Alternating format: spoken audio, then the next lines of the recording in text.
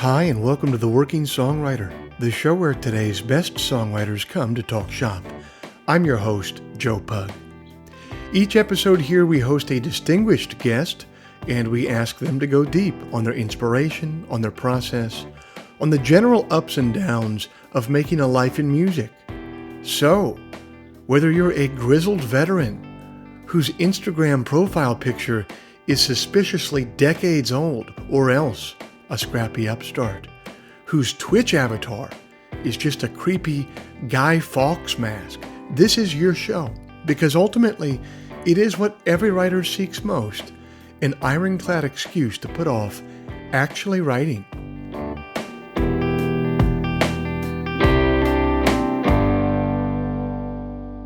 Hey everybody, it's the first Friday of May 2021, and I thank you for joining us. This week's show is brought to you by Bandzoogle. Built by musicians and for musicians, Bandzoogle is an all-in-one platform to build a beautiful website for your music. I'm old enough to remember when you had to pay somebody called a web developer to get a website made, and it would always be some guy named Dario who drove a Dodge Viper with bucket seats and a Mudvayne bumper sticker, and who was always trying to sell you hydroponic pot out of an M&M's minis container. And old Dario would charge you about $1,000 for a website that would be obsolete in 6 months. But it's the future now, you guys. That's not how it works anymore. We're allowed to have nice things now. One of those nice things is Bandzoogle. Bandzoogle powers the websites of tens of thousands of musicians around the world, from weekend warriors to Grammy winners. All the features you need for a professional website are already built in.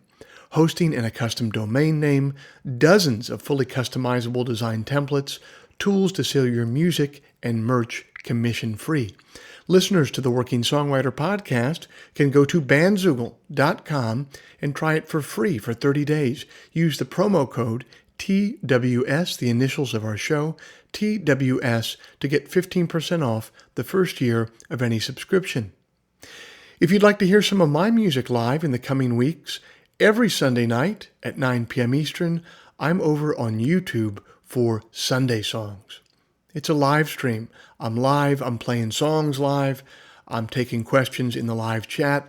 I'm taking requests in the live chat. It's a really fun, really interactive experience. I think that we're building something of a community over there, including many people who are listeners to this podcast. So come on over and be a part of it. Every Sunday night, 9 p.m. Eastern on YouTube. Go to YouTube and search for Joe Pug, or go to joepugmusic.com and click on the live stream tab. Finally, if you enjoyed this podcast, if you'd like to help it remain a viable endeavor for me, here's a couple of things that you could do to help. First, you could become a supporter of the show over at Patreon. Patreon is a platform that allows you to directly support creative endeavors that you find meaningful. You just head to their site, Patreon. You search for The Working Songwriter, or you search for my name, and then you sign up to kick in a few bucks every month for the show. Think of it as a voluntary subscription, a subscription that you don't have to make, but that you choose to because you dig the show and you're not going to miss a few bucks at the end of the month. If just 1% of our listenership would kick in the price of a cup of coffee every month, it would make a huge difference. So thank you to everybody who's taken the time to do that already. And if you're not in a place where you can help out in that way, it's totally understandable. You could still help out our show for free. There's a couple ways to do that. First, you could leave us a review in the iTunes store, or second, you could simply tell a friend about the show, spread the word about the show. The simple math on those two things is that they will help me much more than they will be a pain in the ass for you. Okay, I'll end all the harassment there. I hope you enjoy this week's conversation with David.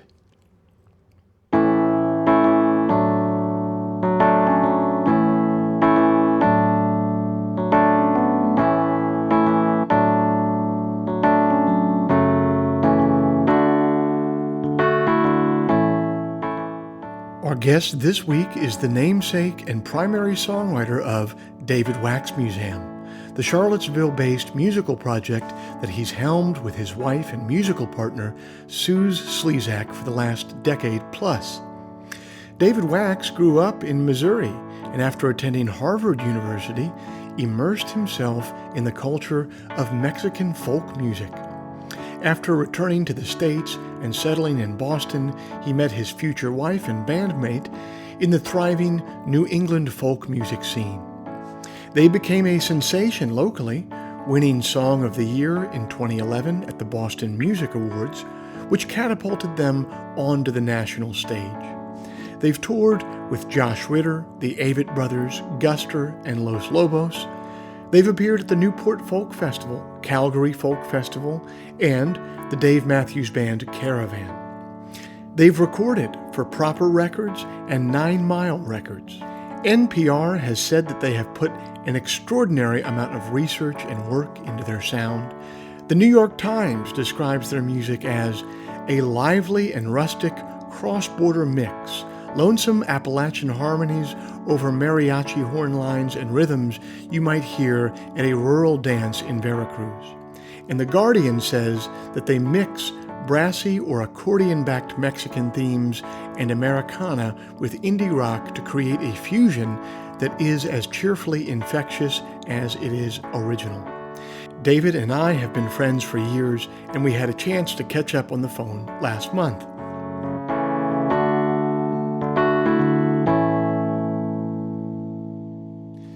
David Wax, thanks so much for joining the Working Songwriter podcast.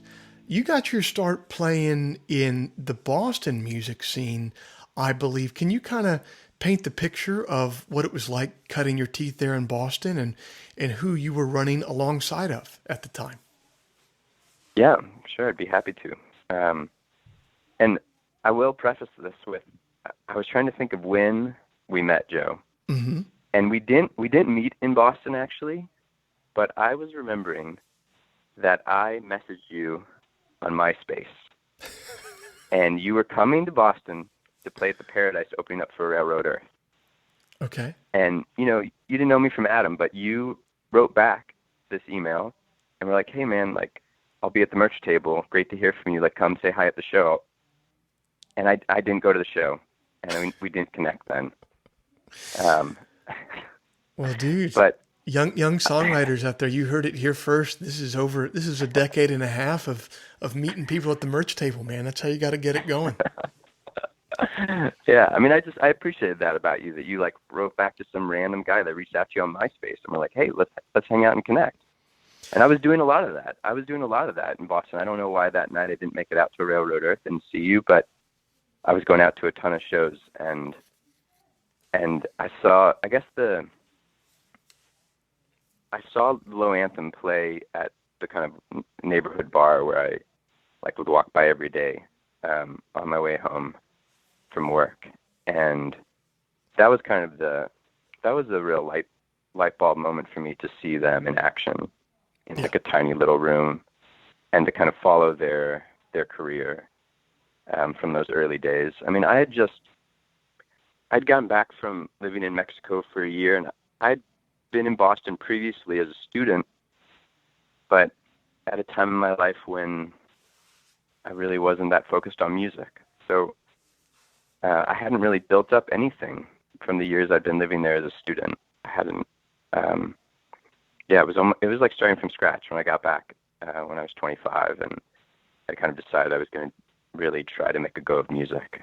And so I played in the subways. I went to the open mics all over town, and just pounded the pavement, put up signs around town to see if anybody would make music with me. Nobody responded to any of those signs.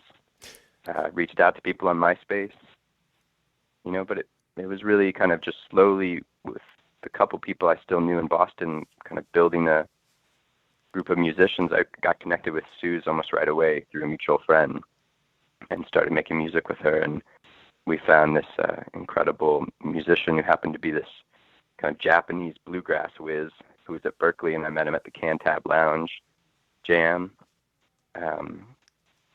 But like I said, seeing the Low Anthem was like, oh man, those guys are onto something.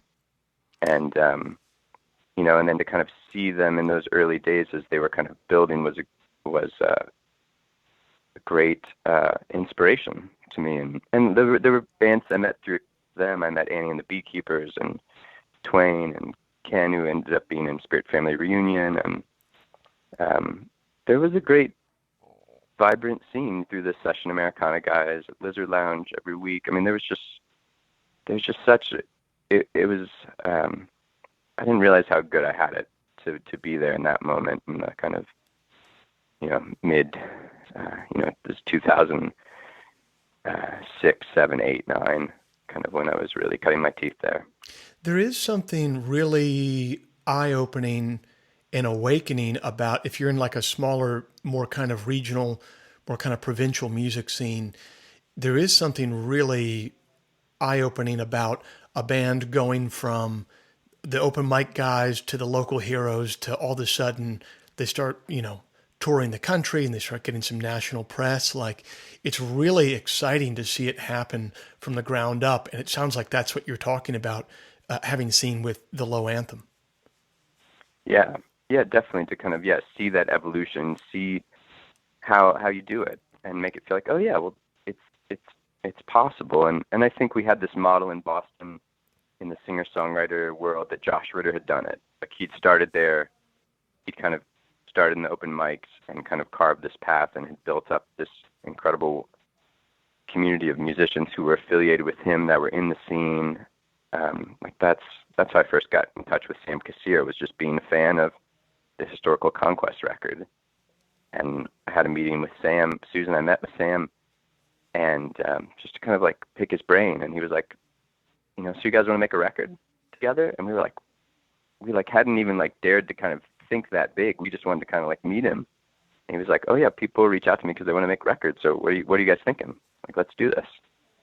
And so there was this it's just you being in a big city, but it's not too big. Yes. And that was really, really advantageous, I think, to kind of be able. There was just so many opportunities coming from like a small college town in the Midwest, where there's just where you kind of hit a ceiling pretty quick in terms of where you can play. But in Boston, I could go to an open mic every night of the week. Yes.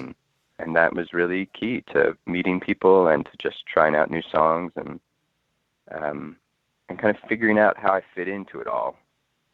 And learning. I mean, to be able to go from, hey, I'm playing at open mics and stuff, to having a cup of coffee with, Josh Ritter's longtime piano player and producer, and him saying, let's get in the studio and work together. I'd imagine you learned a ton of stuff getting to go in the studio with him early on and figure out how it was done behind the scenes.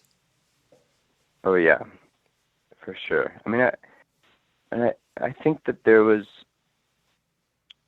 it was a pretty pivotal relationship for us to kind of meet Sam Kassir when we did, and to kind of have I think he's just such a brilliant, gifted producer and thinker about music. And so to kind of have him help us figure out what's unique about our sound at an early stage, and to kind of gravitate towards, for us, it was kind of the way that we were bringing in these Mexican instruments and rhythms into the music is what caught his ear. And, but he didn't want us to just do it in a way that was had to pass his radar of is it a cool way to do it or not? And, he's just so in tune with those things. How do you do this in a way that's authentic and unique and vibrant and has integrity? And so to kind of be guided by a producer like that early on was, such a big break for us. I appreciate it more and more all the time. Take me back just a little bit and take our listeners back a little bit, because I think to understand your story, we have to understand another pivotal moment, which was, you briefly referenced that year that you spent in Mexico, and you would take a lot of influences from that musically.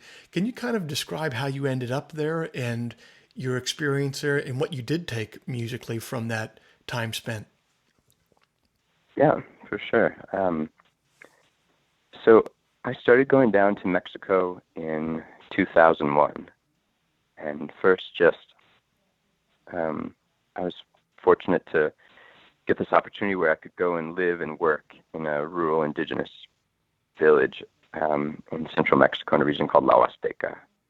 And I was interested in the language, and it seemed like a really exciting opportunity to. I was thinking about rural development work and kind of interested in economics, and thought this would be a really great way to kind of like get my feet wet a little bit and try that out. And it ended up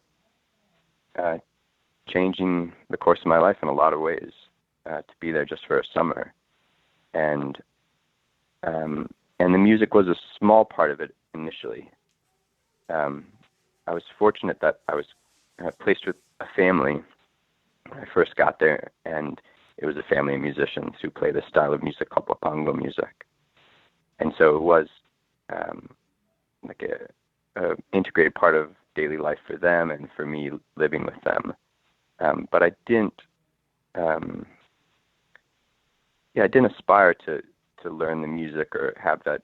I just was kind of got interested in casually at first, and then kind of a deeper love of that music. But it was all wrapped up in just learning about Mexico and kind of having a deeper appreciation for just this incredibly rich culture and history, and that's so intertwined with our own, and in a way that I feel like we're often so ignorant of what that means, but for them it's much more present, because so many of them are coming up here to work, and just the kind of cultural influence and the kind of political legacy of what we've done there is just more part of their lives.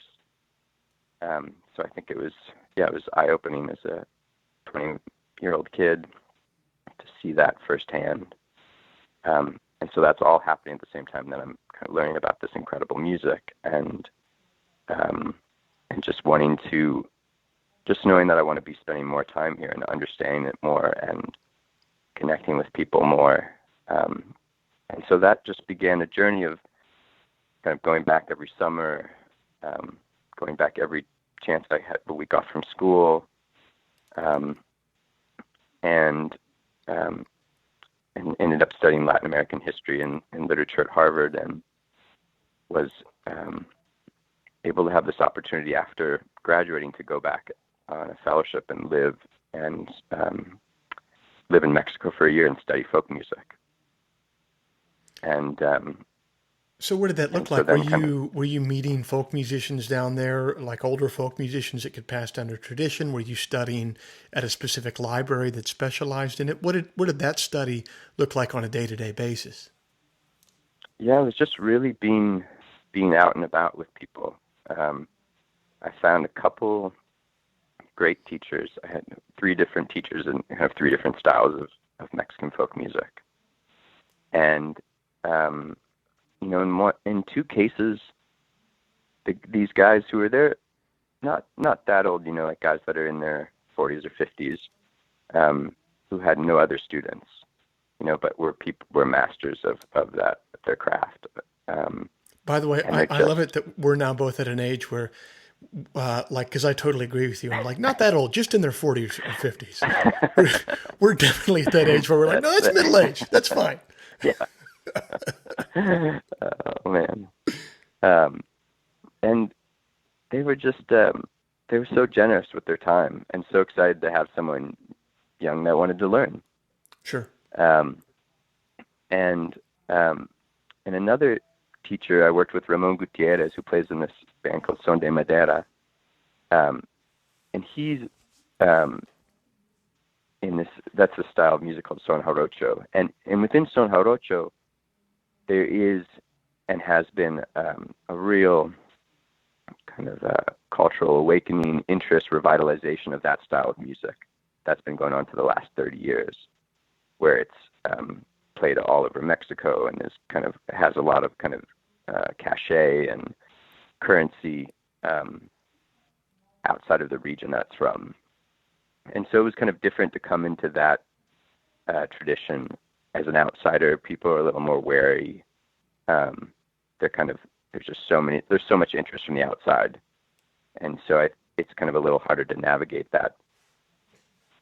But that said, there's also just so many opportunities where people are gathering and playing that music in these fandango settings in a community where all are welcome and people are gathered around playing these songs from 8 8 at night till 3 or 4 in the morning. And so if you want to learn, and you can just bring your instrument and be at one of these musical festivities, parties, and just kind of find. I mean, what's really cool about it, among other things, is that at a fandango you'll have, guys that have been working out in the field all day, that are campesinos, that have been playing this music their entire life, that have these beautiful handmade instruments, alongside a whole other array of people that are kind of wealthier people from Mexico City that have gotten an interest in the music, people from the town that are different, kind of like middle class. Mm-hmm. So there's just like young punks from, with like spiky hair will be there. It's like, there's just something, this incredible blend of people that comes together at one of these fandangos. And so you can kind of, like stand next to one of these older musicians and just watch their hands and try to imitate it. And that's how so many people have learned this tradition. It's also like a call and response tradition. So there is just such the strong oral component where someone sings a verse and someone answers it. And so a lot of songs are just learned by being around it like that, and that call and response repetition. Man, so it, you describing that there, I think that there's so many advantages about internet culture 2.0, like the fact that you can learn so much stuff on YouTube. I learned like everything from recording technology to how to put a French drain in my yard from YouTube, and it's really advantageous. But what you're talking about right there is the really old school style of learning from other people. And it's old school in the sense that you have to be there in the room. There's a lot of inefficiency of waiting around for the gig to happen, waiting around while there's nothing happening at the gig, getting home from the gig. Like, it's a lot more inefficient than YouTube. But what you're describing right there is something that just cannot happen alone with your computer. I think you must feel so lucky to have taken that experience in. Yeah, I feel very fortunate. And I think it's just, and that's what, part of what drew me in was that it's like, oh man, I could be here and be part of this like living, breathing folk music. That in my mind was maybe there was a time when America was like that. But there, it's still like these old guys are still there. They're still passing it down to the next generation, and you can kind of be there and kind of, like I knew going in. I mean, I'm an outsider. I'm not from this tradition. Like, there's a lot of things I was trying to be sensitive about, and I've never aspired to like master this. I mean, this is a lifetime of devotion to that style of music to master it, but I just felt like radiating off of it, there was just so much deep knowledge and respect, and just like a different relationship to what it means to be a musician, and like what your role is in a community, what it means to carry on that tradition as a younger person. It just made playing music make a lot more sense to me, and I think made it feel like it has a different weight to it.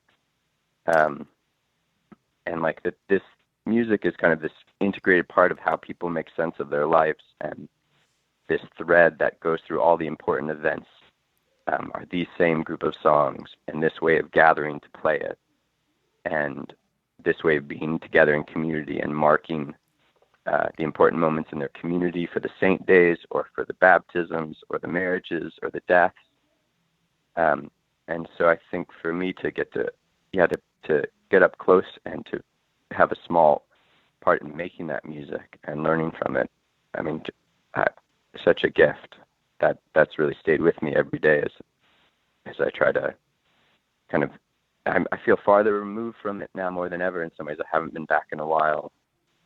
I'm kind of in this world in my head now where I've got a room full of all these Mexican instruments I've been collecting over the years, but we're all isolated and alone. And so kind of like now I'm interacting with them through the computer and running them through wild sounds and kind of trying to remember why I'm playing these instruments, why these rhythms first spoke to me. It's still vibrating strongly, but I have to kind of activate it or kind of access it in a different way now. It's funny. You're right. In America, there's much less of that cultural tradition around music, particularly among working class folks. Somehow in America, over the last 50 years, whatever it's been since Dylan, it's become folk music has become more of like a white collar pastime in a strange way. You know Hmm. what I mean? Hmm. I don't know why Hmm. that is, but it's definitely like you're more likely to play folk music if you're like a university professor's daughter than you are if you're like a plumber's daughter. You know what I mean? Totally. And that didn't exist down there, and I think it allowed for something, something magical to happen when you kind of bring all these different types of people together. Like I was saying earlier, like just across class lines and just rural and urban. And I just think that,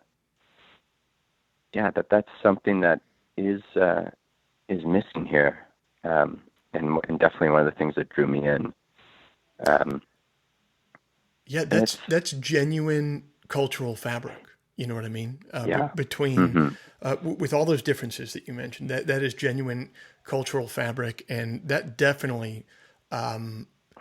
I feel like there was some of that in the United States even 15 or 20 years ago, and around the turn of the century. And I'm old enough to remember when it did, and now I feel like there's very little cultural fabric that ties between upper class, lower class, urban, ex-urban, rural, suburban. It seems like people have been siloed more and more. Yeah. And I think about it too, even just when we start mapping out our tours, and then you kind of like overlay that on like the electoral maps, Hmm. and you're like, oh my gosh, like it's just so easy to be a musician and kind of like exist in this one world. Um, Yes. I mean, I do feel like there is something unique. Like I love opportunities, and opportunities do present themselves where we kind of can break through that, and like you can kind of find these amazing spots in whatever we're gonna call like Red America, like incredible spots where people are like making culture and value music and the arts. Like it's not an either or thing, but sometimes you just have to like more actively seek it to like be like, no, we want to find a cool place to play in this on this route, and it's going to take us somewhere unexpected. And Yes. you I know mean, every for time I'd be driving from like Buffalo to Cleveland, whatever that is, 5, 6 hours, we'd be driving past all these towns. And I would always just think to myself, like, you're telling me we haven't passed a gig yet? You know what I mean? Like, there had to be a cool gig. We're not playing stadiums here. We're just playing bars packed up with people. yeah. You're telling me we couldn't pack a bar somewhere between Toronto and Cleveland? I think we could. Yeah, that reminds me. We've had some really amazing nights in a barn outside of Erie, PA. Oh, there Like you go. some of our favorite gigs ever. Like playing in outside rural PA. So that they are there, but man, you gotta your booking agent's not gonna find those for you. No, you kind of got to. I've always found I always keep an eye out for the email inbox or some social media inboxes because you get a lot of people hitting you up for some crazy stuff, but every once in a while you have someone hit you up through those channels who has like a legit thing going on. They're like, hey, I don't know how to get a hold of you, but this would be a good thing for you. You should come through here, and they kind of know how to write emails in a way where they can kind of get that across. And Mhm. I've had Mhm. some good luck. I've had a pretty good hit rate with people like that who want to bring me to a different town that I haven't been to before, but they're like, listen, man, it's not going to be lame. Like we have a thing going Yeah. on here. I love those gigs. They can be Those are really some of my good. favorites. They can be really good. Yeah. So I fast mean, and forward. I think, Go well, ahead. I was just one more thing on that point. I think kind of also for me being from like central Missouri and like a kid that was just like, I felt so fortunate when a cool band came through town, and for me, we were lucky because it was a college town and there was a real venue, and it was at a time when people were kind of discounting. I think St. Louis and Kansas City weren't as cool to play back then. So Right. Wilco and Sunvolt and the Old 97s and the Jayhawks. Like all Columbia, Missouri was a stop for all of them. So I got to see all those guys up close. And I just knew how valuable it is for someone that's living in a place where there's not like all the bands come for sure. So I think that ethos is carried through in terms of the way we book our tours or think about like, it's not just about hitting the major cities or major markets for us.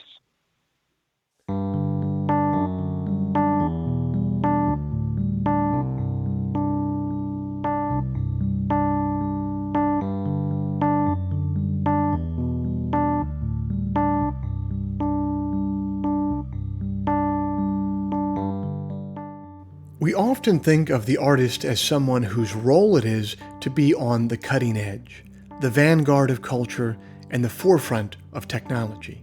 And to some degree, that is true. You do need questioning, creative types to imagine a future that none of us even know that we want yet.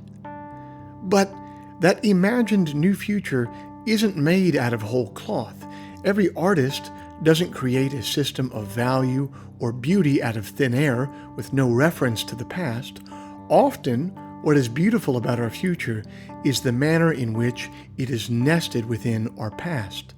And so, another part of the artist's role, which is less remarked upon, is to explore the past and discover what is still valuable to us today, what just needs some new, modern clothes to put on.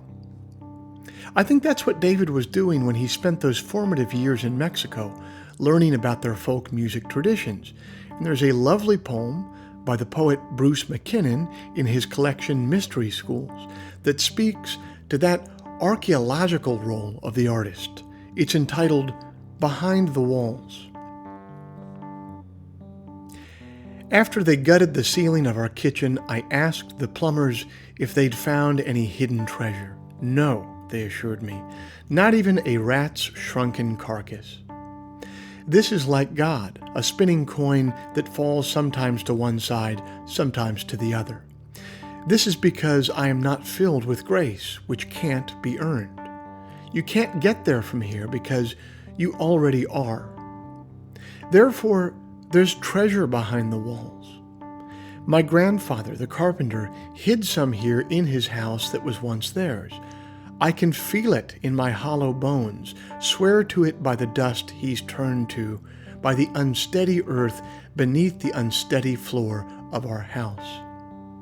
I'm sure I saw it in his eyes as they carried him down the stairs on a stretcher, as I patted his hair and the ambulance took us to the doors where we parted, and he lay in white sheets in a white room. When I look into the mirror, I can see it wavering like a candle flame in the eye's deep cave.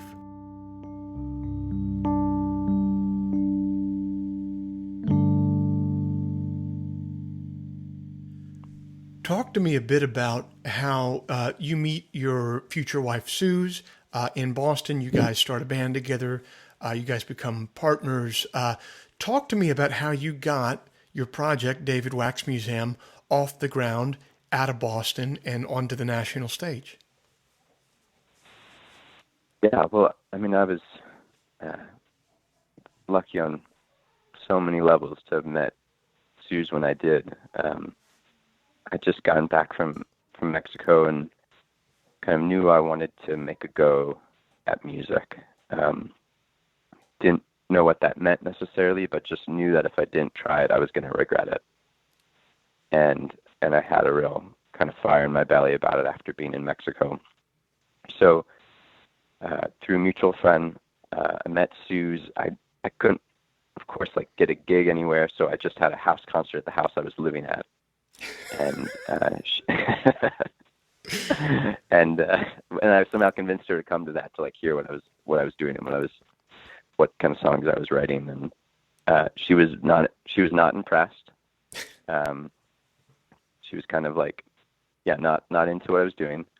But now wait, like, are you just being glib there, or are you serious? No, Like, she just like that's was not exactly how she tells it. No, that's how she tells the story. So, but I was persistent, and I think that the way that she'd been introduced to me and kind of in our emailing before we met, like it seemed like she was from a musical tradition, growing up in outside of Charlottesville, Virginia, and like in this old time music scene, that it seemed like the clearest echo with where I was coming from after getting back from Mexico. And I think feeling that sense of like cultural dislocation, or when you come back from somewhere like that and kind of trying to, struggling to feel at home in Boston and just back in America. And so I think I felt like I really want to hear about this experience of her growing up and playing music in a place where people had been doing that for, hundreds of years, and we're kind of passing it on in that same sense of that I saw in Mexico. And then when I convinced her, kind of like, well, I know you didn't like the music, but can we hang out and try singing together? And that was then that like moment, kind of like I don't know, I think you replay it in a movie later where it's like we sang together, and it just was like, oh my gosh, like this, I want to sing with this woman. Like this is incredible. Like just the way that she matches my voice and listens, and it's just so kind of like doing this in a way that's almost like breathing to her, but also doing it in a way that feels like a spiritual exercise to sing with someone. And I just felt that right away. And I was at a point where I was willing to kind of just like do all the hustling. She was still working like a normal office job, and was playing in a couple different bands, but I kind of was willing to just like keep getting us gigs, and she was willing to kind of take off time from work. And early on, one of the breaks we got was that I was home in Missouri visiting family, and I saw that the Avett Brothers were coming through to play at the one venue in town, really. And I reached out to them via MySpace and said I was around, and just finished like this like home studio-ish kind of record, and sent the song along. And Scott was like, oh yeah, I think we could definitely add you to this bill. Like we have a band already, but this is cool. I like this. Like let's do it. And so when I met Scott Avett, and when they had us do that one show, like very quickly they're like, oh, we've got these more dates coming up to the Northeast. Would you guys want to do those? And it was one of those things where we were not quite ready to like take advantage of the opportunity. I mean, of course I said yes, but like trying to get everybody off work so that we could do the gig. And like we didn't have a car, we didn't have like a touring operation really. It was also like in Boston or just around the Boston, New England area, so, and they like their tour manager told me, all right, you can here's the guy to advance the shows with. And I didn't know what that meant. Right. Like I didn't know what I was supposed to do. And so I remember trying to settle up at the end of the night, and I was like, we opened for the Avett Brothers, and I think I'm supposed to talk to you about getting paid, and they're like, well, did you advance the show? And I was like, I don't know what that means. So it was kind of quickly thrown into the deep end of all right, this is a real band, and we have this incredible opportunity, and let's kind of as quickly speed up what we're doing and what we need to do to kind of take it to the next level.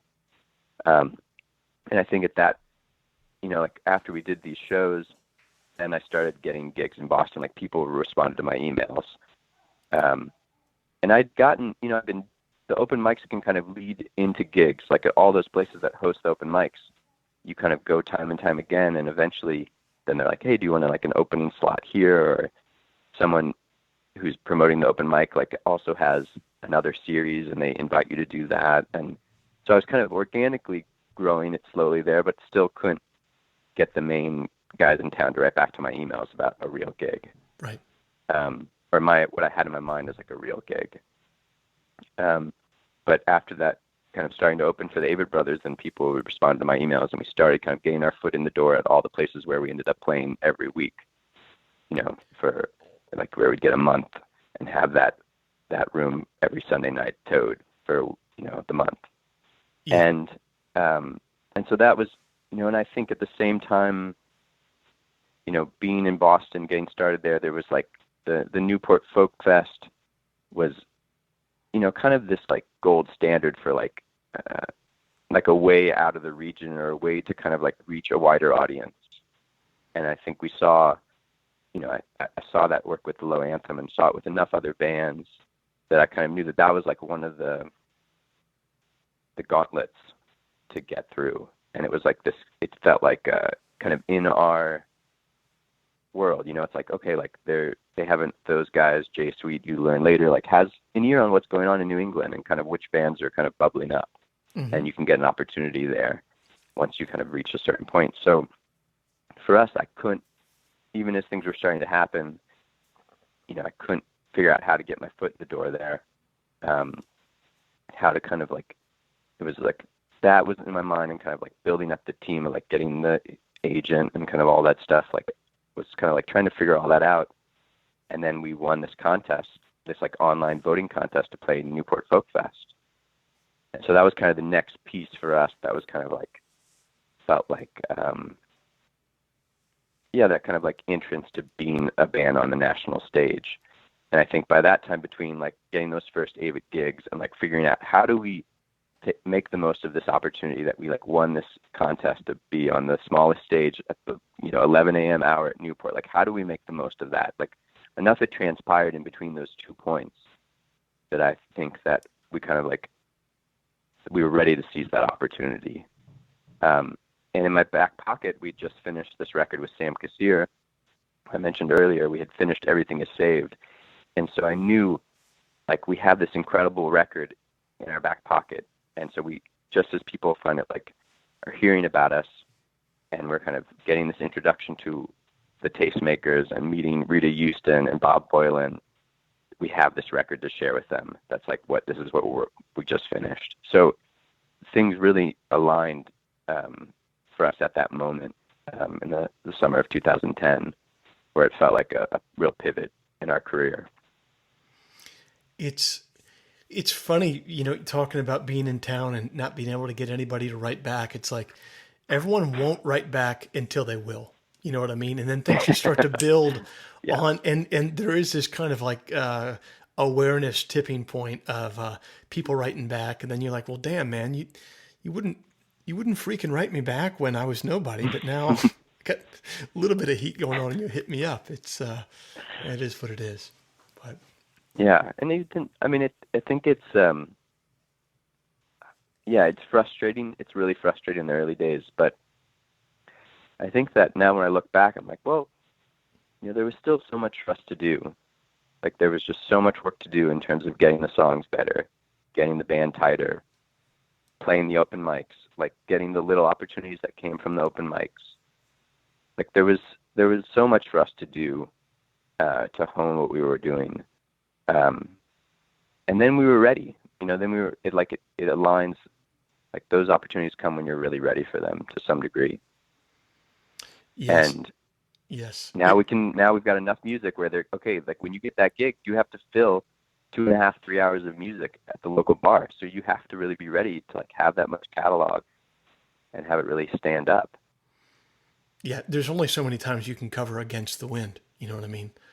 So, so talk to me a bit about how you guys have taken that from, those beginnings in Boston to, not only were you able to get it out of there and get something going on, but you've managed to run a business and raise a family making art for 10 years now. And man, you're talking to somebody here that appreciates what a difficult feat that is. It's really hard to monetize creative work year in and year out. Can you kind of describe to me and to our listeners how you and Suze have structured your business over the last decade, and what you've learned and how you've learned to be an artist raising a family on creative work? Yeah, there's a lot of pieces to that. Let me think about the clearest way to answer. I mean, I think that it's happened very organically. I don't think we had a master plan. It's like, okay, this is how we're going to build this up. It was more like, what's working for us? Like, what is connecting with people? What's making money at the end of the month? like what do we do that we feel excited about and we want to do more of? Like what, like is like that life affirming that kind of makes us feel like our hearts like are full and we're on the right track, and like kind of really listening to that with your business and with your art. And so that's taken a couple different forms for us. In the early days, it was a lot of DIY house concerts. And I think we found that, all the different gigs we could get, like at the end of a night of doing a house concert, we actually had real money. But it was like there was just no overhead, and people were so generous with buying merchandise. And I think that as the band's gotten bigger, and kind of like just like what it's meant when we kind of bring a 5 or 6 person band on the road, and just like for us that's still just like traveling in like this, a big van, and having our kids and a road nanny and tour manager. It's still very hard for us to make financial sense at the level that we're at. And so we've had to improvise a lot, and it's still like a lot of kind of the DIY duo stuff is still what kind of pays a lot of the bills for us. And that, in a sense, we put the bigger band out there because opportunities come up, and because we want to actualize the music with that full ensemble, and we want to deliver a certain kind of show with the big band. But a lot of that is this leap of faith and this just sense of like, we just believe in this and we know we need to get it out there. And, but we still have to be so savvy about not losing money doing that, and figuring out lots of other creative ways to kind of sustain the business while we do that, which is kind of like a risky thing. There's not really a sustainable model yet that I've figured out of doing that bigger version of the band. So,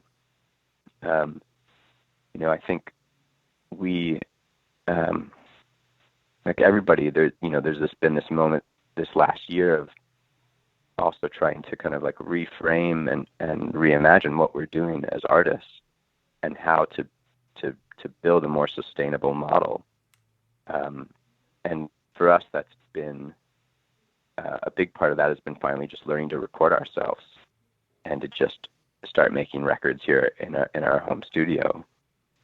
And then the other piece is kind of building up the Patreon community of support for what we're doing.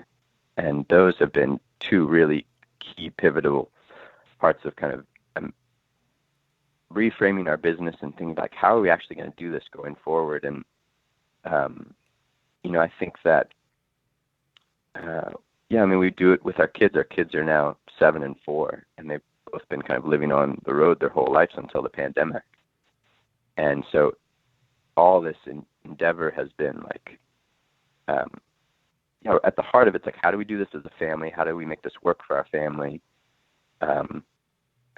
Like it has to be fulfilling. It has to feel like it's filling all these different roles for us in terms of like sustaining our souls on the road. It like can't just be a soul-sucking endeavor at any stage, because we're kind of putting ourselves through it and the mental health challenges of that, and we're kind of putting our kids through it.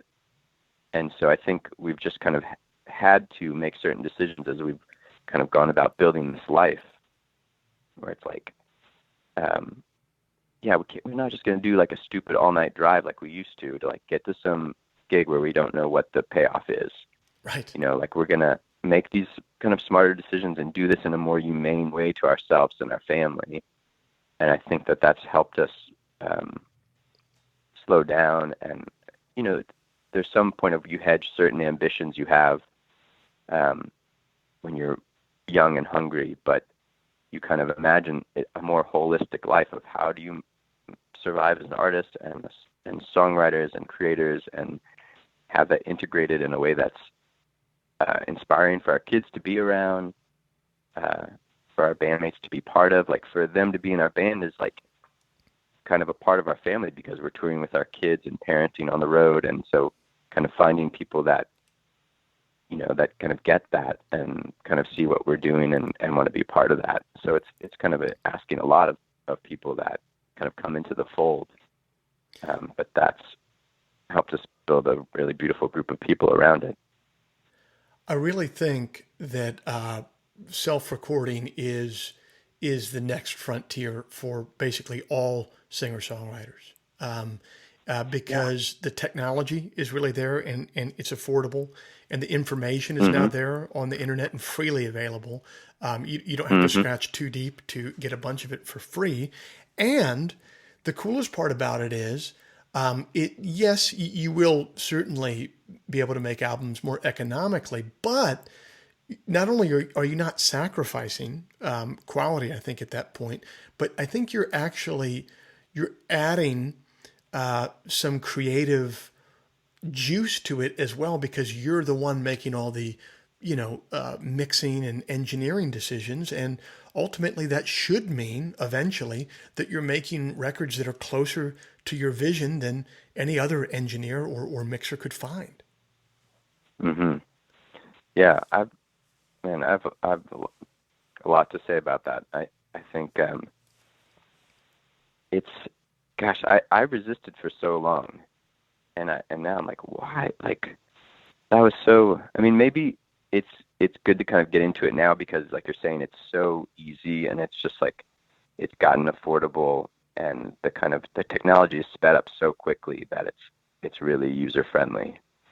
Um, and I think I've found just it's a couple of things happened for us where we kind of did another big studio record right before the pandemic. We kind of had finished it up, and but there was no. It was like, if we're not going to tour behind it, we're not going to put it out. Like, there's no.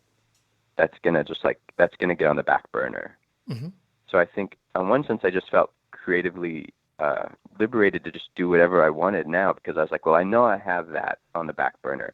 I Right. know I have the big studio record that I just believe in this record. This is really gonna connect with people, and it's like kind of checks off these certain boxes. So it's like the team's all happy, but it's also just a magical work of art. So I Hmm. had that, and so it freed me up to be like, well, what do I want to do now? Like, what do I want to learn? Like, what do I want to, like, how can I grow as a musician and a songwriter, and kind of just taking this opportunity in this space that we've never had or never given ourselves, to have a year to learn how to home record and to get comfortable with that. And I think, we've been so fortunate that over the years we've just built up this community of collaborators, and two in particular that are further along on this journey of kind of producing and home recording, are Alex Spiegelman, who's been playing horns with us on and off since the beginning, and Anthony DaCosta, who I know you know. Hmm. And so to have friends and collaborators like those guys, they've been kind of helping us get more confidence in producing these works that we've been doing from home this last year. And so that's been great to have people that I knew I could like record it, but I didn't have to solely rely on myself to like also try to mix it or to make it sound a certain way. Like, I've been able to kind of like slowly ease in and gain the confidence as I've been working on it this last year. And then I mean, they're both just brilliant, gifted musicians, and becoming amazing producers in their own right. So it's been great to lean on these friends as I've been kind of on this journey of making these records from home. And I've felt,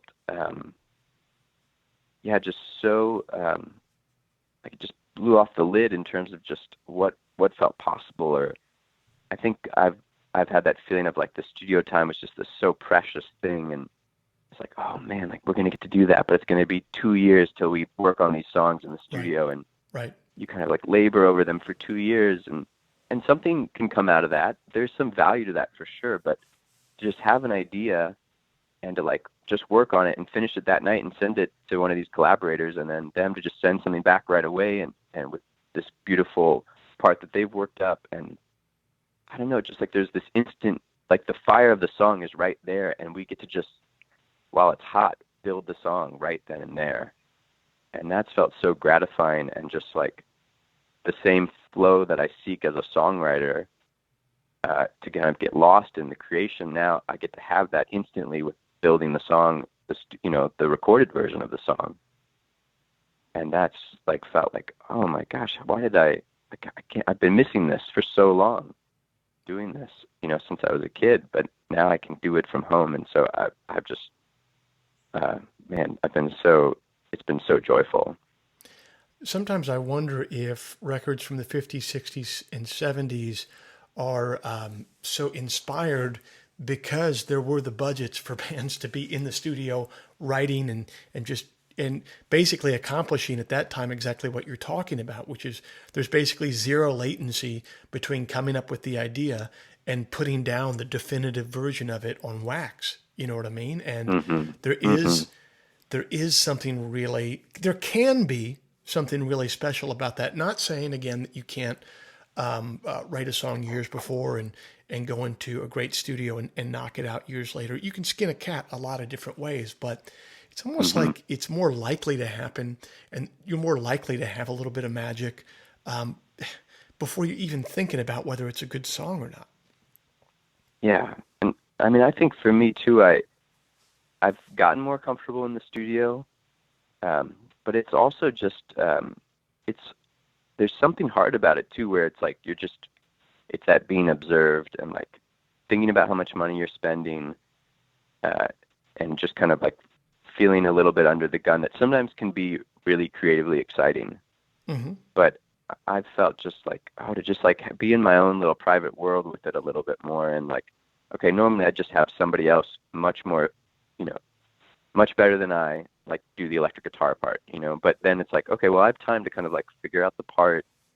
And, I don't know, just like giving myself more space and time to kind of put my own creative stamp on it, that I would never have allowed that time for that to blossom in the studio.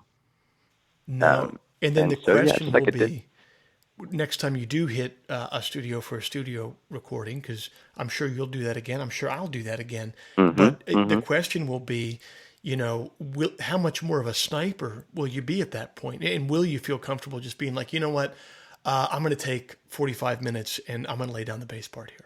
You know what I mean? And that's when it could be really, I don't know. I just think that there's zero downside to picking up these skills that you're talking about here. Yeah. Yeah. And I remember like when we made the last record with Carl Bramel, Line of Light, a lot of it was made at kind of his home studio. That was like a legit studio. I mean, it's a beautiful home studio. Mm-hmm. But I've learned this term later, like where it's kind of, some people might think of it as a project studio. It's like, it's for him to like do his whole world of overdubs. Right. And he feels like he gets maxed out once you have like a full band doing something in there. It's not, you can't get all the sonic isolation that he would want. But, he was like kind of just encouraging us to think about like, we go into this studio and you can do certain things are going to be great in a big live room where you're all together, but then you kind of can bring the recordings home and keep working on them from home and honing certain parts still, and that there can be this kind of like best of both worlds approach. That's the so play. Just to kind of like, fantasize about what that next steps are, what those kind of records are going to be is exciting. They are going to be exciting. Well, David Wax, it's great to hear your voice, brother. It's great to connect with you here. I guess we've known each other for a long time if we first connected on MySpace. And thank you so much for being a part of the Working Songwriter. Oh, my pleasure. Thanks for having me, Joe.